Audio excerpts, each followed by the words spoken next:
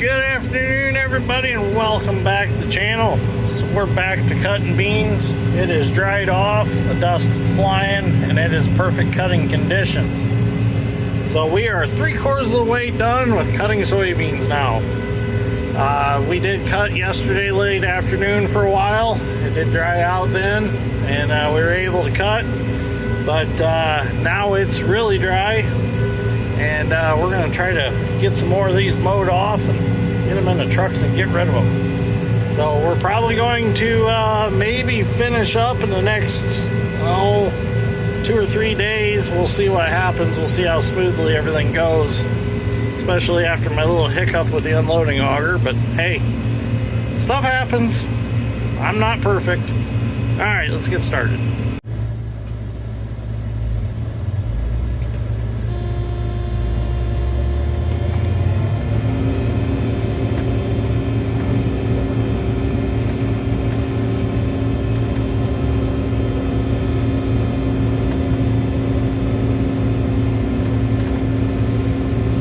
Oh yeah, I forgot my alarm's going off again for my clean grain elevator. Last year it was an issue, and now this year, first started out, it stayed off, and then after that rain that we had, it started coming on again. I can physically see that the clean grain elevator is running, so I know it's not an issue. The sensor, there's nothing wrong with it. Every time it's been an issue, I've cleaned it off, checked it. A couple times I swapped it out with another one that I had. It's got to be a wiring or connection or ground issue somewhere. Just haven't been able to find it.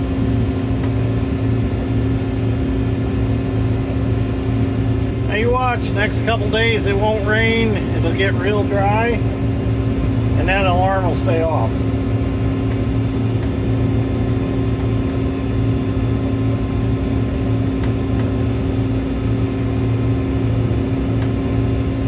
These beans got so tall that they lodged, kind of tangled up, and they fell over.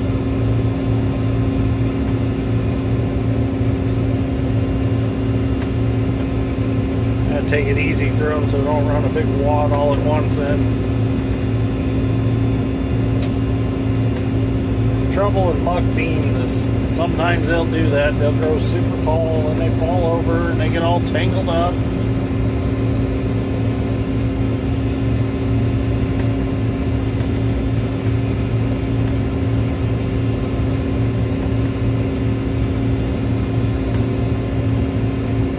I better start a video in case something exciting happens today. Then again, a boring day sometimes is better than an exciting one.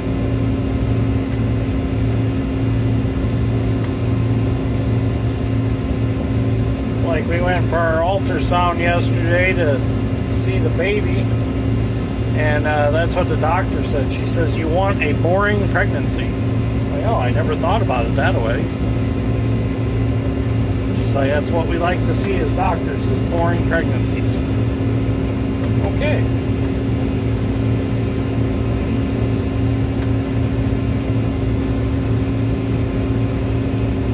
Sitting there in the ultrasound, I don't know what I was looking at. The lady was pointing stuff out, but I'm like, it all looks the same to me.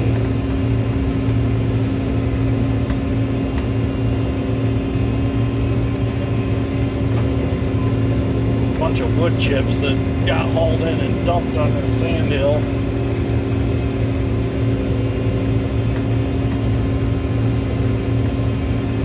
The landowner wanted the wood chips, so he had them dumped there.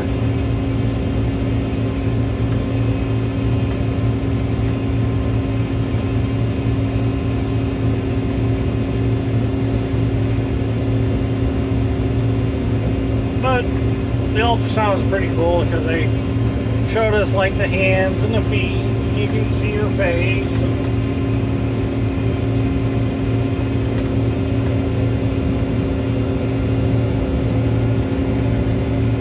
Oops, I pushed a little bit here. Let's just speed that up.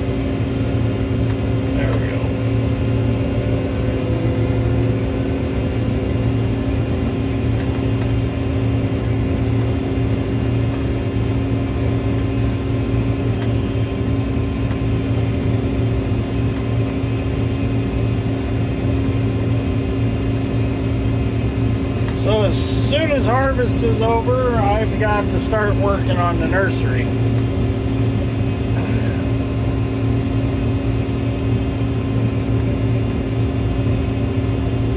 Gonna go to Clifton's and get a farrowing crate and throw in there.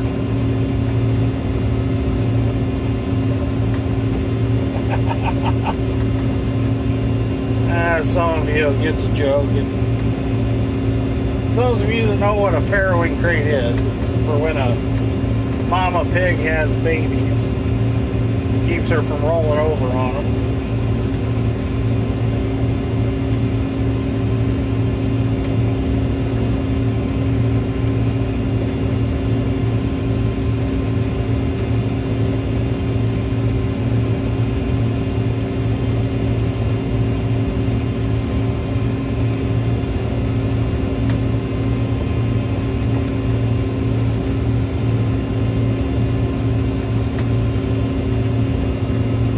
At least it's cooler temperatures now, so it really don't matter if I have air conditioning or not. It's pretty cool outside.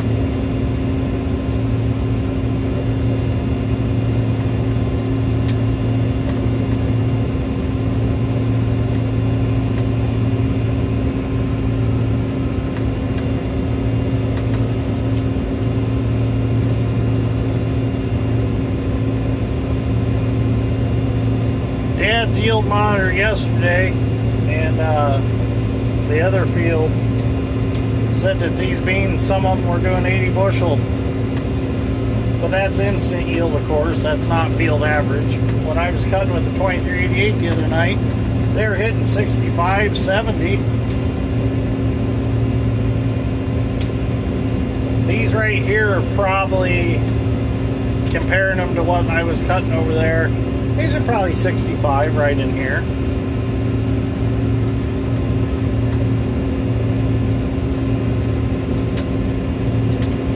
They might be pushing 70. I'd like to have a yield monitor so I know.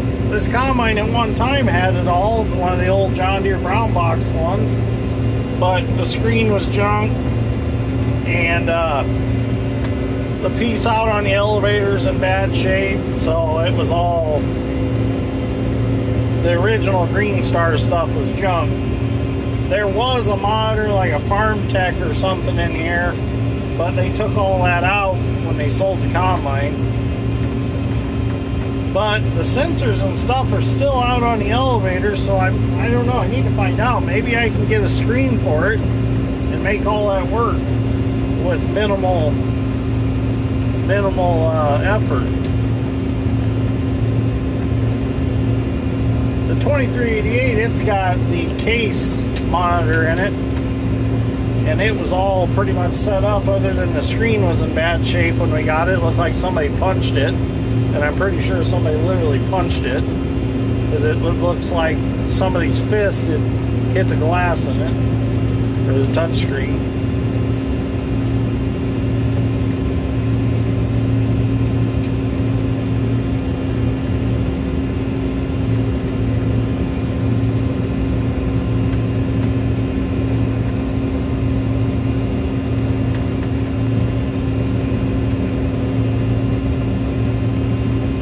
Try to find a John Deere row bean head. I'm trying to find an 8-row. I think it'd be kind of cool to do some video on that.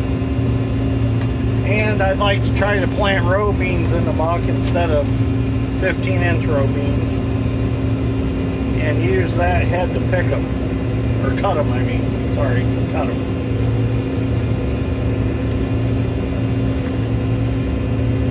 Years ago, when my dad worked for my uncle, back in the early 90s, they ran two 1460 Internationals combines with two, what were they, 653B John Deere row heads on them.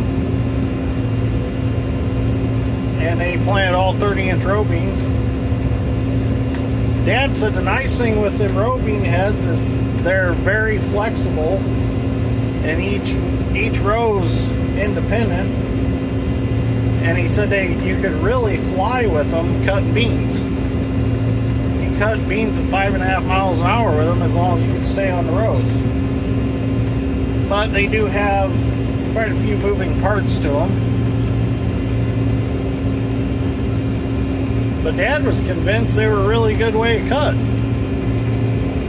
I barely remember them. I was just little back then. I remember they'd pinch the row and bring it right up and put it right in the auger. Looked like soldiers marching right up in the head.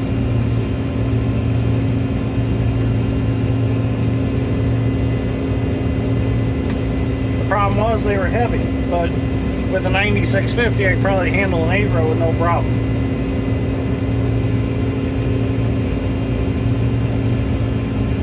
Maybe just something different. Bring back the old ways. The old ways weren't all that bad. I'm sure I got viewers that probably still run them.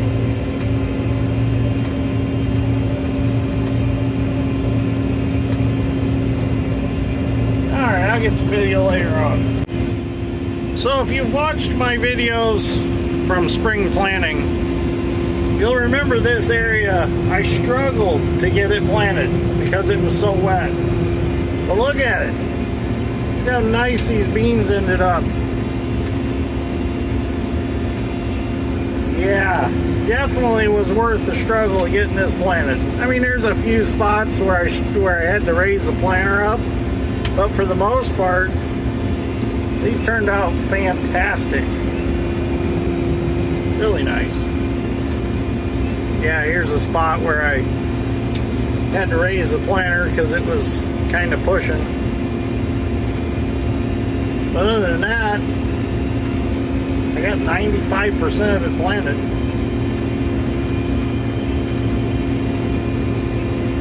That alarm is driving me nuts. I would disarm it, but the problem is, if I disconnect the alarm part, then if another shaft speed sensor goes off, I won't know. Or if my hopper gets full, I won't know. At least when the hopper fills up, the sound changes, and that's how I know.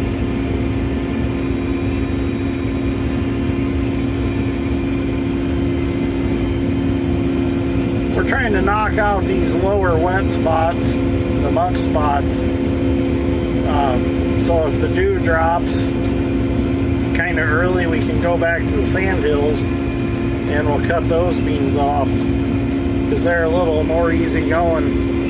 Kind of hard to hold the camera and run the combine at the same time. But on the sand, it seems like it can go a little longer after the dew drops. But when it drops in the low ground, it gets pretty tacky fast. And once the floors of these heads start to get a little moisture on them, they might as well just be rusty. Because that moisture is just so makes them not want to slide.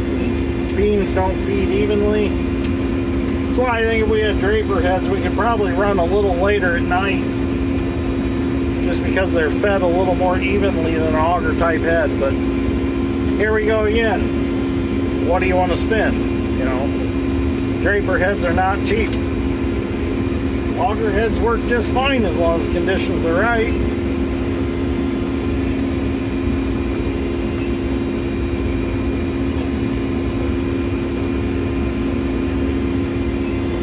As far as head loss, I've seen guys with draper heads lose just as much as guys with auger type heads. So, I mean, I guess it's all in personal preference. And draper heads are a little heavier, from what I've seen. These are nice beans, though. Well, we got a lot done yesterday afternoon. So Dad and George are hauling to the elevator this morning. George just took off the blue Kenworth. Dad's just leaving with the Pete.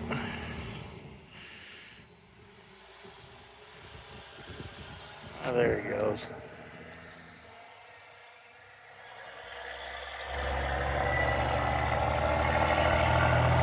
And I'm working on combines this morning. As So we're going to take the 2388 up to the grain bin site where there's electric, and I got to do a little welding on the end row divider. So I got my little Art Captain 130 welder. I was going to bring my tool truck, and I left home this morning and got to the stop sign, hit the brake pedal, and I had no brakes. Well, I had a power steering line that blew out, and diesel truck, power steering pump, makes the boost for the brakes. So that's why I had no brakes, and I realized I had no power steering at that point. So I had to leave the tool truck at home, and that's got my welder generator in the back. So I thought, you know what? We got power on this farm that we're at, up at the grain bins. Seen that a couple of years ago. We used the 2 bins to store some corn. So I'll just run up there, use an extension cord to power the 130 and get the little welding that I got to do done. But anyways, we've got, just that side of the farm left to cut in this field and in that field. So we're just about done here. Once we're done here, we get to head back home, and probably not sure where we're going to end up. I don't know if we're going to go to my place next, or we got our 75 acres over there left to cut on the Sure farm. So we'll figure out what we're going to do when we get to that point. All right, so we got the little Art Captain 130 fired up. Gotta find here in my pocket the piece I need to weld on. Now what I do with it. Oh, here it is. It's just a Woodruff key. See right there? Found that in the truck. So I need to weld that right here to keep this row divider from sliding in. Because when this tube slides in, it gets into this half sickle right here, and it breaks that half sickle. Because this clamp just does not want to hold it for some reason. So we're going to weld that right there, and now to keep it from going any farther than it needs to. So we need to do a little trimming around here. We had all these little saplings cut off, and we used Toradon RTU to kill the stumps. And as you can see, they sprouted right out of the stumps and came right back. So I don't have a lot of faith in Toradon. That stuff don't work like it used to. So these little Art Captain welders are really handy. And the price point on them, it's nice because if you were to back over it, run it over, or something like that, or drop it, or drop something on it, it's not like it's that expensive to go get another one. And they work really good. I've had this 130 for a long time now, and we've used it from everything from welding rebar together when we were doing the basement, to fixing thin metal parts out in the field on the combines. Works great because I can plug it right into my 145 Hobart welder generator in the back of my truck, and the welder generator has enough power to run this welder and run it pretty darn good.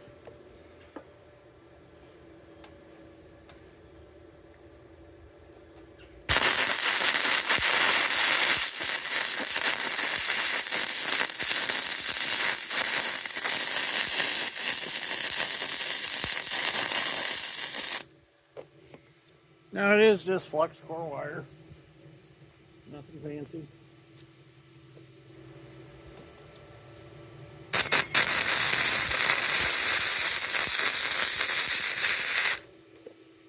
That ought to do it. That's all we need. That'll work real nice. That'll keep that out. Won't have to worry about it no more. Flux core wire doesn't make the prettiest welds, but hey, it works. It holds. You don't have to lug a tank around. We're good to go. Pretty sweet having that little welder around. And also, the reason I brought this welder was so I didn't have to drag my 50-foot worth of leads out of my truck and unroll them all and set up for stick welding.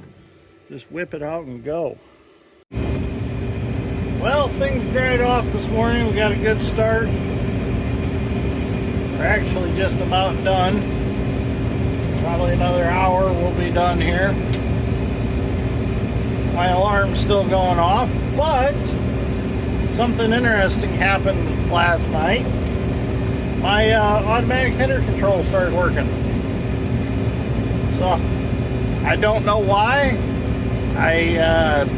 No rhyme or reason for it. It just started working. I clicked the button, And I'm like, well, that's kind of odd. The head kind of picked up a little and sat down on its own. I looked at the cab post monitor over here, and it said it was engaged. And I was like, huh, I'll be darned. So, yeah, we got header control now. Like I said, I have no idea why it just started working all of a sudden, but I'm not going to question it as long as it keeps working. Really, the bean head's the only thing I use it for, because my corn head, the sensor and arm and all that's missing off of it. It was like that when I got it, but I don't use header control on a corn head anyways.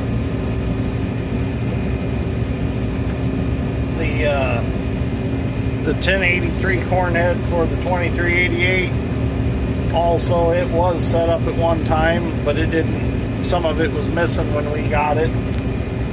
We don't use it anyways, even if it had it, so no big deal on that. These are some nice beans down here. I'm almost thinking about cutting them in all one direction because they're leaning all one way. Like, must have got a pretty good sized wind at one point during the growing season and leaned them this way. They seem to cut a lot better going into them the way that they're leaning. This is still kind of muck down here, so I have a little trouble with the combine leaning one way or another, making a head push like it's doing now on this end. Get over a little bit, get out of whatever tire track is causing the issue.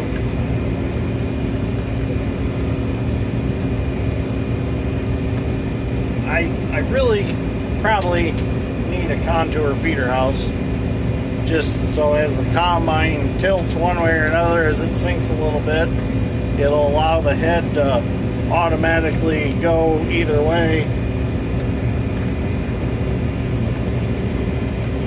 On good flat ground, it's really not necessary, but with all of our ditches and stuff like that, and muck ground and roadsides that we cut along, there's always seems to be a slight slope, and that contour feeder house would work nice, but it's not a real must-have.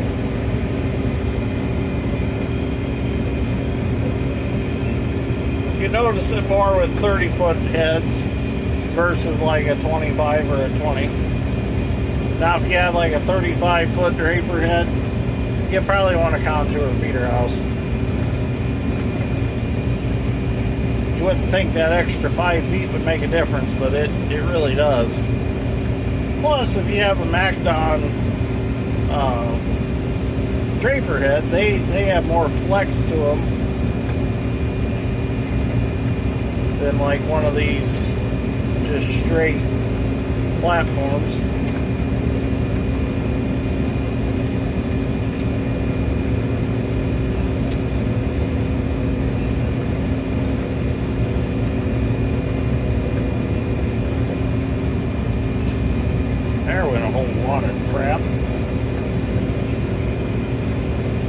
It ate it though.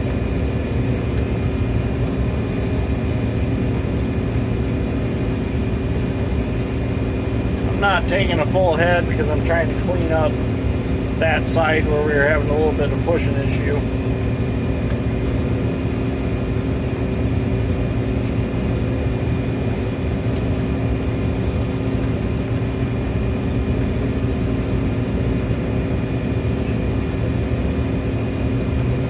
Get done here, we'll get the heads loaded on the carts, we'll start moving stuff.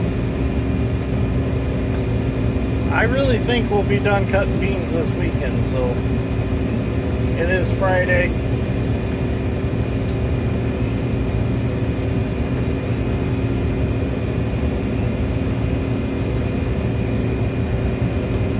There's only like, let's see, 70 something on sheriffs, and then about 48 acres at my place,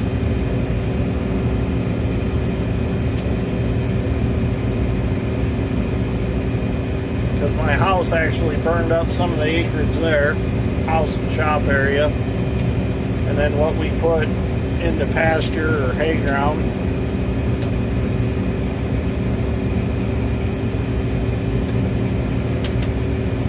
Yeah, as you can see, those beans are all leaning that away. So the reels actually got to bring them back and up, versus when we drive into them, they're going head first right into the auger.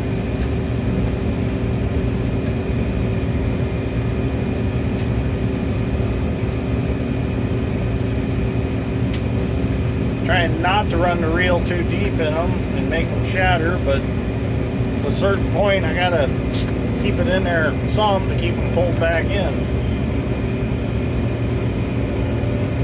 Just gotta find that happy medium. If you hear them on the windshield, you're losing them.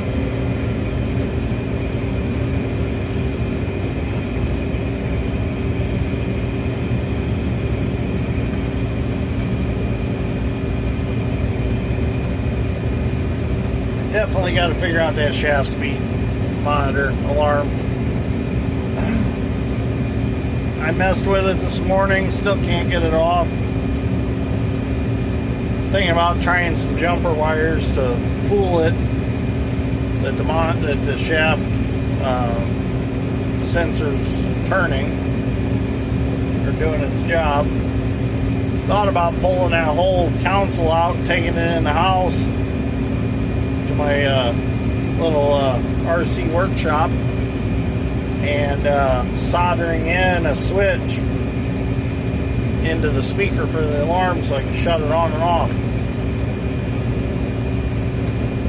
Case in like the 1680, 1660, I think you can do it on 2388. You can actually shut the alarms off, but they restart after cycling the head switch and separator switch.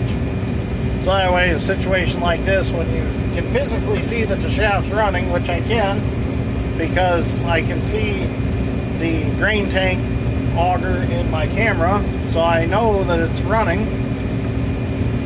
In this case, I could shut that off, and it would come back on if another alarm went off. Let's say the discharge beater gets plugged up, the alarm would come back on then. So it's safe to do that in those combines. They've got it set up so if another alarm were to go off, it'd say, hey, we got another problem. Where if I put a switch in that speaker, it's going to not allow any of the other ones to go off. The lights will flash.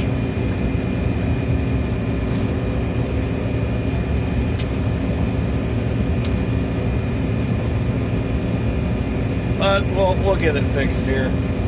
Get these beans done. We don't have that much more to go. We're going to pause before we go to corn. We're probably going to do a little excavating work. My buddy Mike's pond, I'd like to get that finished up since it's been pretty dry. Another friend of mine, my buddy Kevin, he wants some trees cleared for a motocross track for his grandkids. He's doing my HVAC in my house. Well, he's gonna finish it up for me. I gotta finish the cold air return, so we're gonna do a little trading on some excavating work. He's got a round baler I'm kind of interested in, so I do a little trading there too. Guys, we got a suspicion the corn's still fairly wet.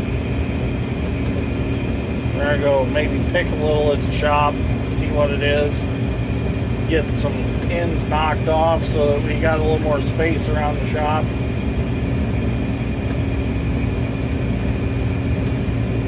Anxious to get picking some ear corn for the cows. I told myself I wanted to get the ear corn done sooner than I did last year, so I'm not out there in February freezing picking ear corn. I'd like to have that done sometime before December.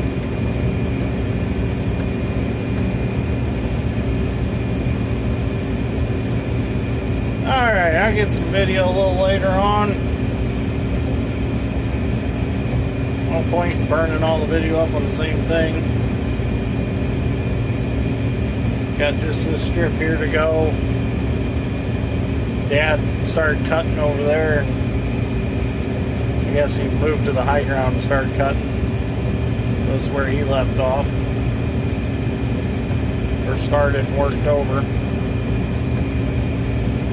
So we'll get this cut and we'll get that last chunk and we'll be done here. Well, we made it to the next field. Let's go ahead and put the head on. Well, I don't think I need to fold my ladder back. I don't think it's going to hit the head. Dad conveniently parked me on a hill here. Thanks, Dad.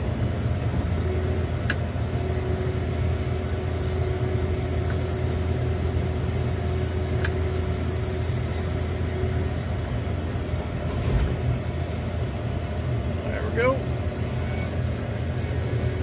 I'll set it down on the ground. Just might seem like that one side's a little bit crooked. Let's see.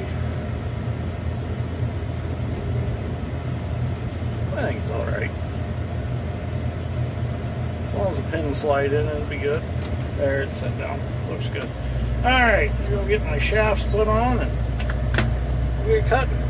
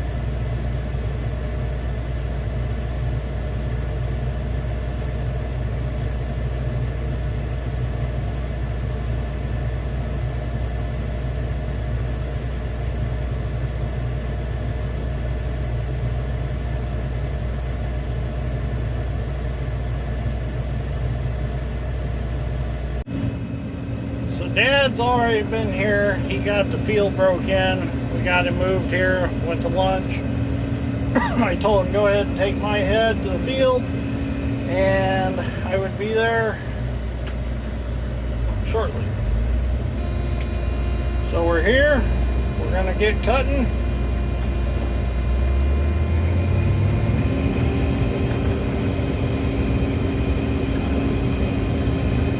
George Jr. is supposed to come ride with me. So I'm waiting on him. George's little boy, he wanted to come ride for a while. He came and rode with me picking corn last fall and just absolutely loved it. So he asked if he could come ride in the beans. I said, sure, you can come ride whenever you want.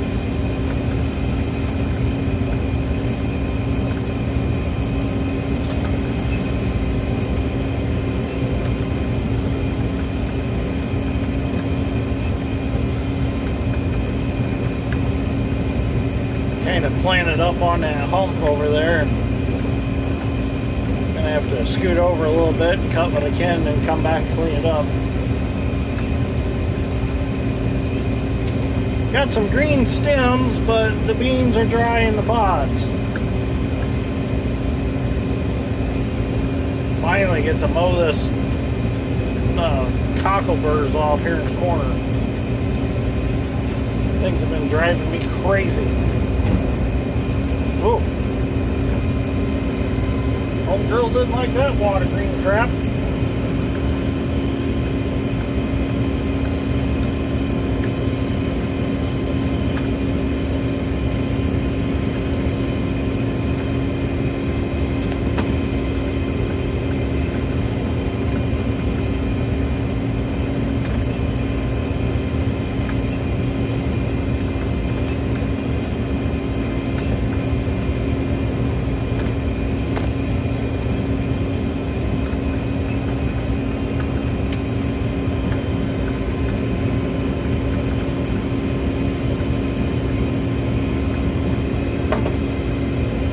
Stuff rolling around the cab.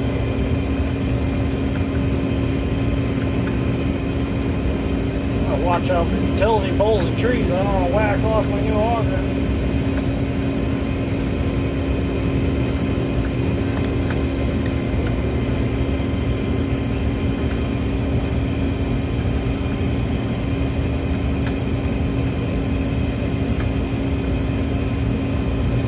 This farm we're on now is going up for auction. So I don't know, this might be our last year farming it. I guess depending on who buys it, if they need a farmer or not.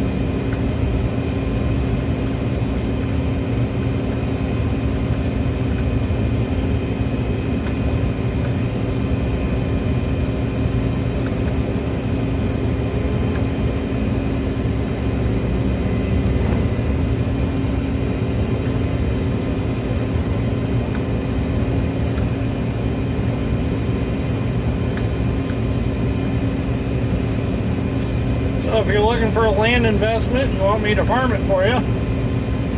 Here's a farm with it's got a house and a nice building on it. I don't know what it's going to go for. It's going for auction, of course. They tried to sell it originally for like $10,000 an acre, and they had no bites on it. You got to be out of your mind to give $10,000 an acre right now with the farm economy the way it is and everything's going on.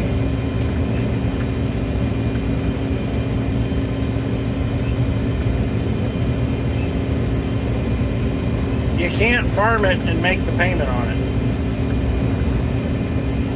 with the current farming situation the way it is. At $10,000 an acre.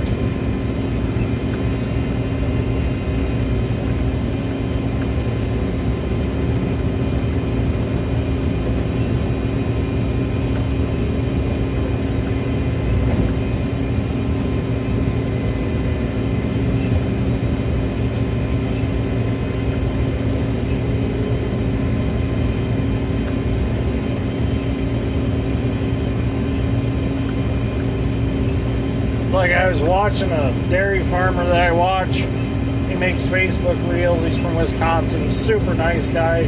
Would love to meet him sometime. But he's talking about how the government's saying, oh well, milk prices are down, but production of crops to feed the cows is at an all-time low. So the milk price can be down and you're still saving money feeding them. Well, you still got inputs to make that stuff. That's what the government fails to realize. Put a cap on the inputs. There's no reason for fertilizer and anhydrous and all this to be through the roof. Lower the inputs.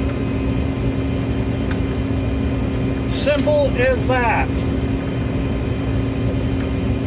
You know, the American farmer's starting to be hated because they say we're welfare cases and all this crap, giving us government bailouts.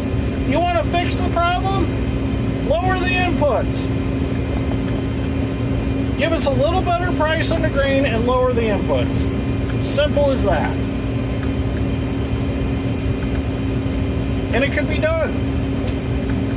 You know, the chemical companies, the fertilizer companies, they're out here price gouging. And every damn time the grain prices go up, all that follows them. The problem is it follows them up, but it never comes back down with them. So that's the problem.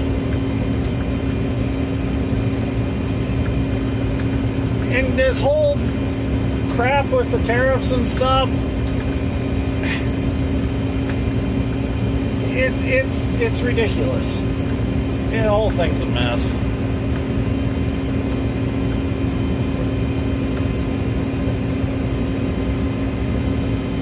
And politically, I think it's got nothing to do with it. You know, everybody blames the one side, the other blames the other side. I think we were damned if we do and damned if we don't.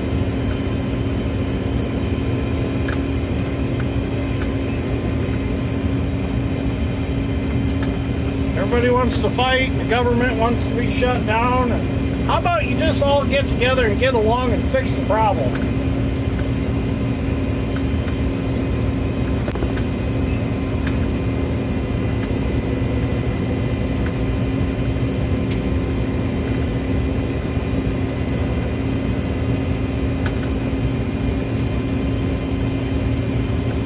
Why it just can't be as simple as the biggest problem in the country is not getting permission from Trey Taylor to fish at his pond. You know, that should be the biggest problem in this country. But oh no, we can't have that. Government has to have their fingers in everything.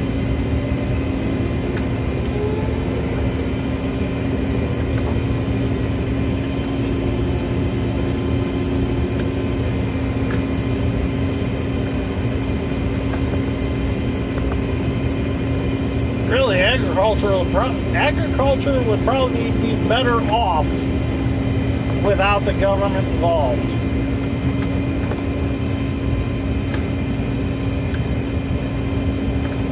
I better quit talking or I'm going to get demonetized on this video.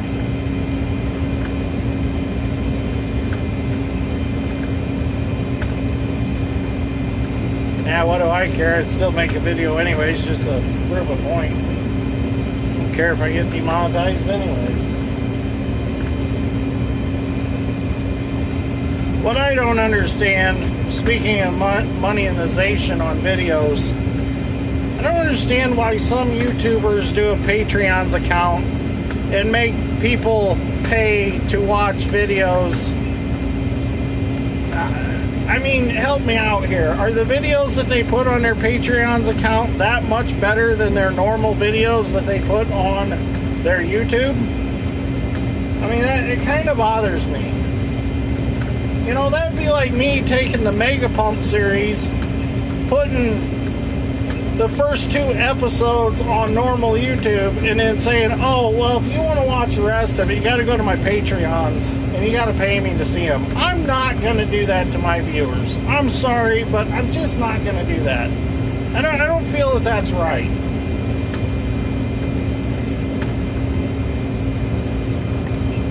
And when you guys give me the super thanks thing or whatever, and it gives me a little money, I appreciate that, but I don't expect it. I really appreciate that, but I do not expect that.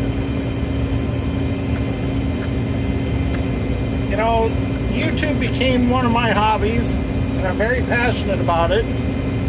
You know, I really appreciate all my viewers. You know, I quit truck pulling. Let's see, I quit truck pulling in probably, oh, I can't remember. It's been a long time ago. But I needed kind of something to fill that void of missing that hobby. And I found that in YouTube.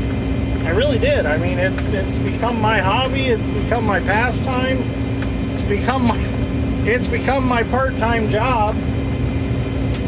You know, and I don't know, really enjoy it. And I feel bad that I can't get to all the comments. You know, like I've said before, I try to answer all the questions. I at least try to like comments, but I can't get them all. But I do read them. and I hope everybody knows that that is the truth. I do read those. I enjoy them. I like to hear what everybody's got to say. I have learned a lot from others in the comments, things that I didn't know. Like, I had no idea that there was a company that rebuilds harmonic balancers until a gentleman put it in the comments. He's like, hey, there's a company that can rebuild that harmonic balancer for the 5020. Because I'm looking at that balancer, it's like $1,050 from John Deere, and I can't really find one aftermarket. So I'm like, oh, well, great. If I can send it off to a rebuilder and get it rebuilt for, maybe $500 or so, which I don't know what it costs. I got to look more into it. Just haven't had time with harvest and the mega pump project and all that. I'm like, that's a good way to, save some money. And let's face it, that tractor is not going to be a 12-hour-a-day tractor. So if a rebuilt one works, it works. It's probably just as good as new anyways.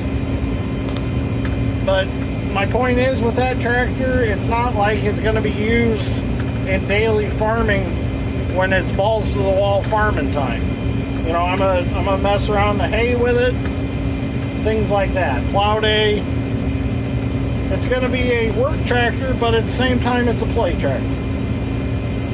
So I really don't want to get a whole lot invested in it. I want to fix it, make it right, but I don't see it necessary to go buy a OEM $1,000 harmonic balancer. Already went down that road with a 9300. That one was expensive. That in the fan clutch, the engine fan clutch was bad in it. That was an expensive one.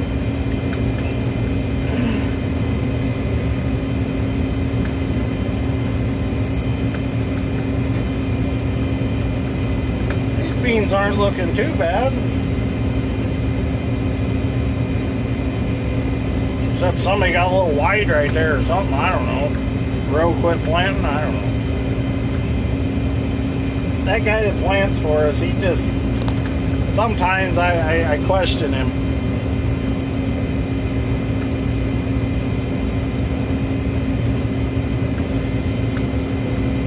But I guess that's my rant for the day. I'm just getting tired of getting on TikTok and you see all these people that are from like California and they're bashing the American farmer, and it's like, just shut up. You're just doing it for views. You're monetized on TikTok.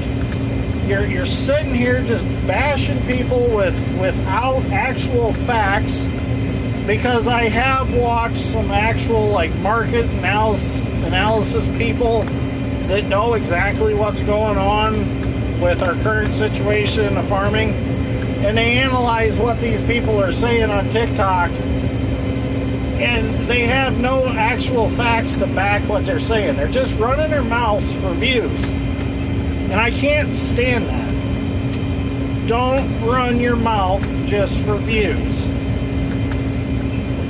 Because you know what? If we were standing face to face somewhere, you wouldn't run your mouth like that to me. You wouldn't even say it. You wouldn't say a thing. Just the simple fact, you get behind the screen, you get mouthy, because nobody's gonna reach through the screen and smack you.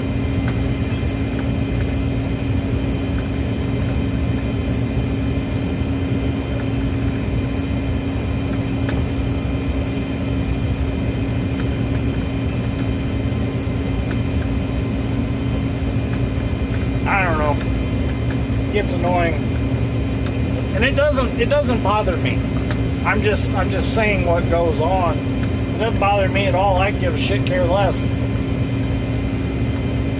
As far as I'm concerned, these people that are running their mouths are just wasting energy, because it's probably not going to change anything anyways. Everybody has their own opinion. That's what makes the world go round. I have my own opinion. We don't have to agree at all, but we can still be friends. I have friends that don't agree with my views, and I don't agree with their views, but we're still friends. We're good friends. We hang out all the time. Yeah, we'll argue about our ways of seeing things, but hey.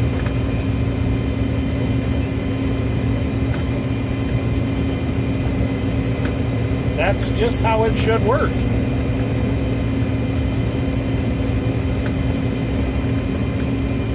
And sometimes my friends' ways convince me that their way is better, and sometimes my way convinces them and they think my way's better.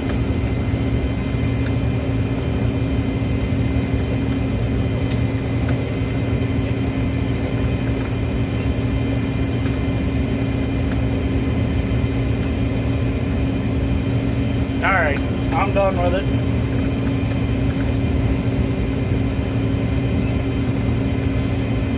Well, let's get these beans cut.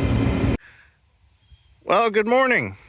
We pushed it pretty late last night cutting beans. Got done about 8:30. We had one truck filled up and we decided, well, that's enough for the night. It was starting to get a little wet by that point. But give you a little update on the house. I don't think I've showed it in a while, but we do have the garage done. The outer shell is all done. It needs finished inside yet, so I got to do that. But I had some loads of stone dropped off yesterday to get the driveway connected to the existing driveway.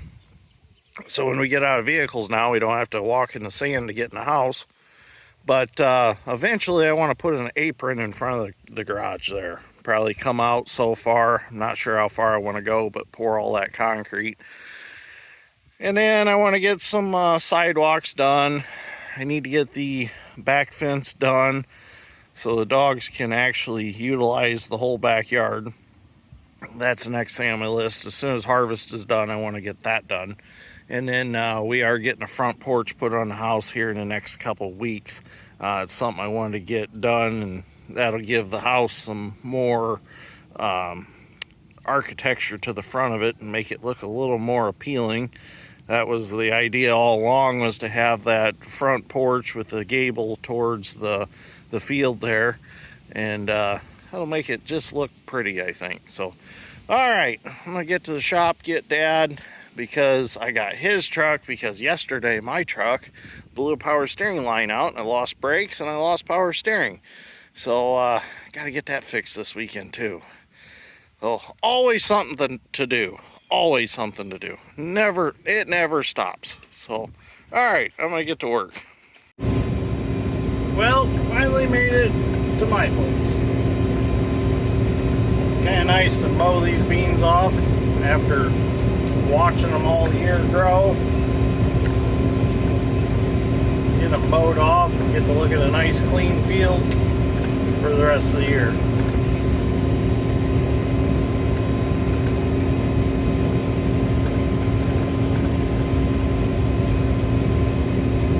Got a little grass from along the driveway there.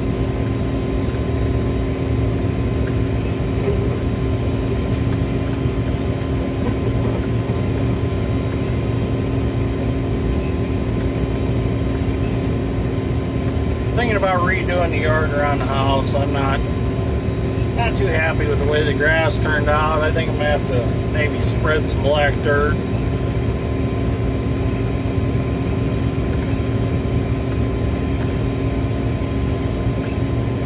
Even my hay didn't turn out the way I wanted it to. It was just so hot and dry this summer, and I couldn't keep enough water on the yard.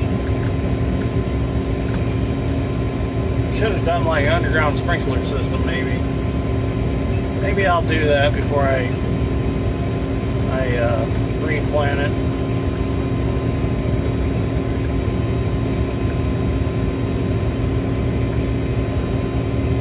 I mean, you can see the rows of orchard grass out there. Maybe it's not. I don't know. Maybe it just needs more time to grow. I think what didn't help was putting the oats in there. I think the oats might have taken a lot of the water away from the orchard grass while it was trying to grow.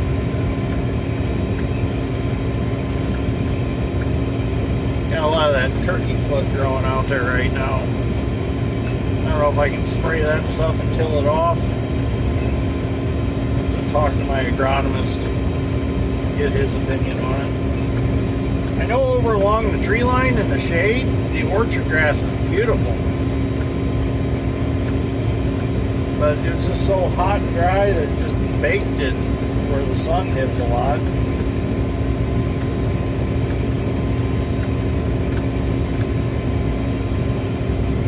Actually considering moving my driveway over to my far property line from right here.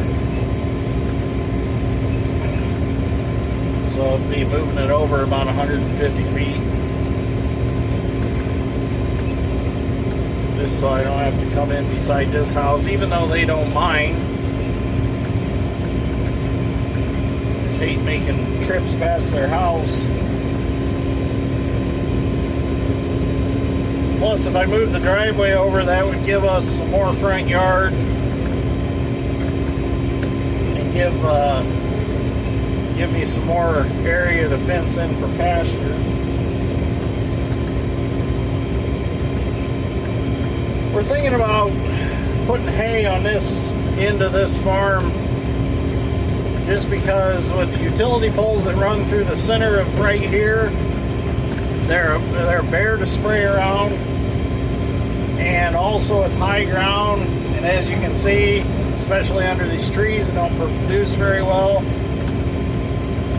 So I thought I'd put hay or put some alfalfa or something here, and then farm all the lower ground on this farm for row crops.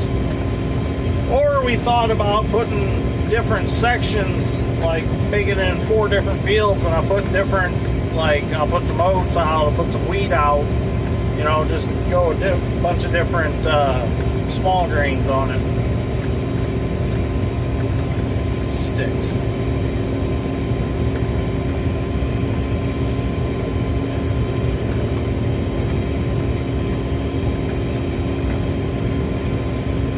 We'll see.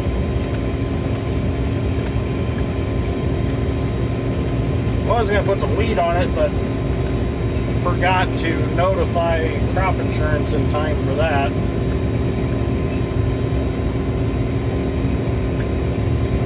I did on my farms, and we forgot to do them on Dad's, the ones that we thought we might put some wheat on.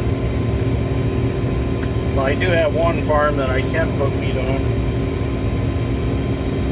So I'll probably do that. My thoughts were, if I did all them small plots here of small grains and hay, put some corn on it, some spots, well, that back section back there, kind of low ground, I put my corn there for my ear corn, and then I'd have all of my animal feed right here in one general location, so I'm not going all over the place to make my animal feed. I'd like to build me a corn crib eventually. Got some ideas of how I want to do it. So I can store my ear corn in a crib instead of wagons in Clifton's building. I had a tire blow out over the summer on one of my wagons. Must have just got too hot in there and the tire wasn't in that great of shape and it ended up blowing out.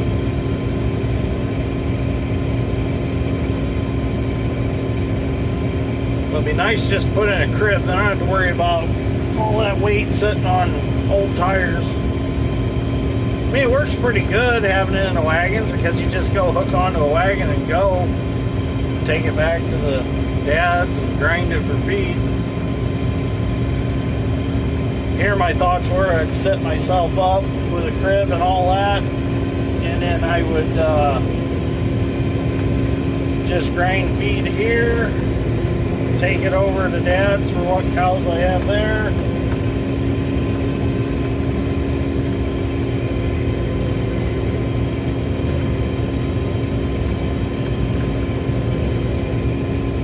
Cut another set of inrows here. Just didn't want to turn too tight.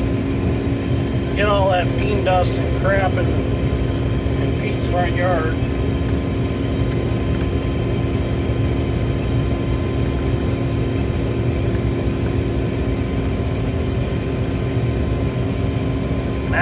not home. I was gonna have her do some video work. She must have had to go to her parents. Her mom wanted her to come over for some reason today. Can't remember what the reason was.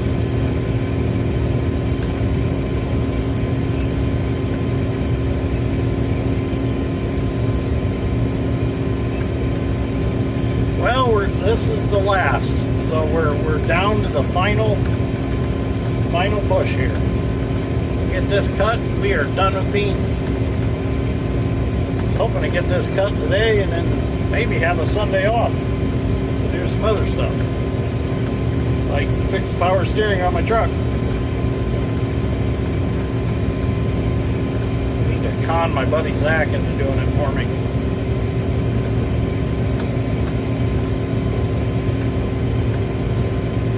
Take it over to Heavy Pedal Garage and just drop it off and be like, here, Zach, fix it. But I hate to bother him on a weekend. You know, he's got stuff he wants to get done. Uh-oh.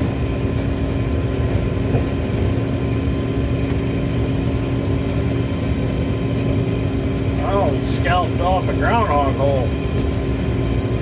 Must have had a little rock that ended up in the rock trap. That's what I heard.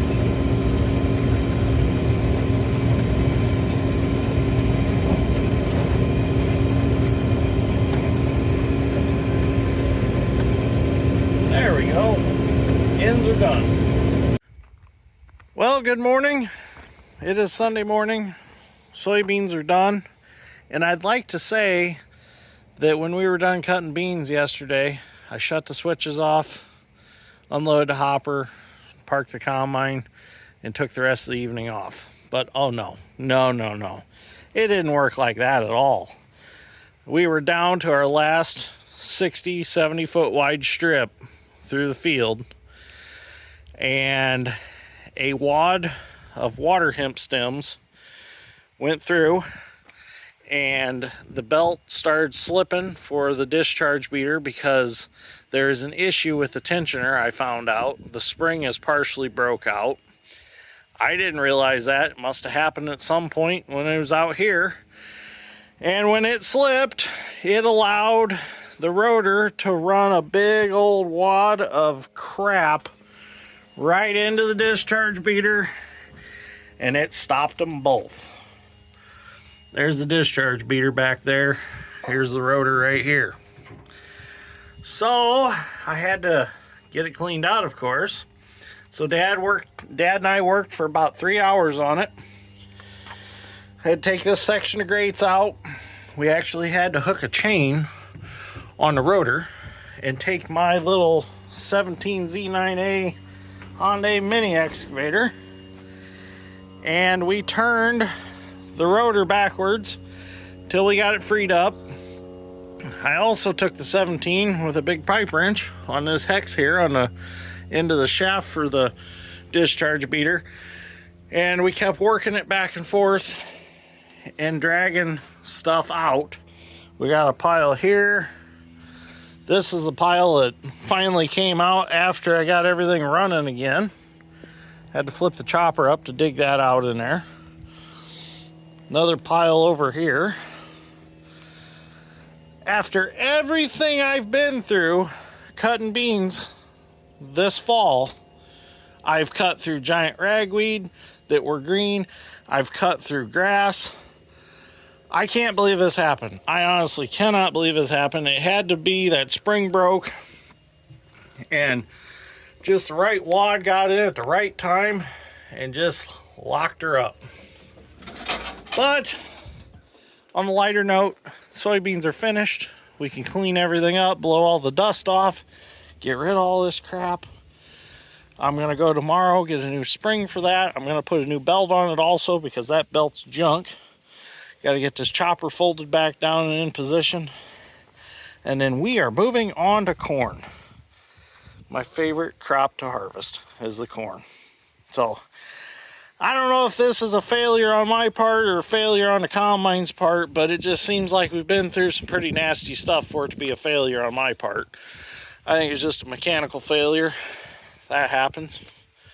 Nothing you can do about it.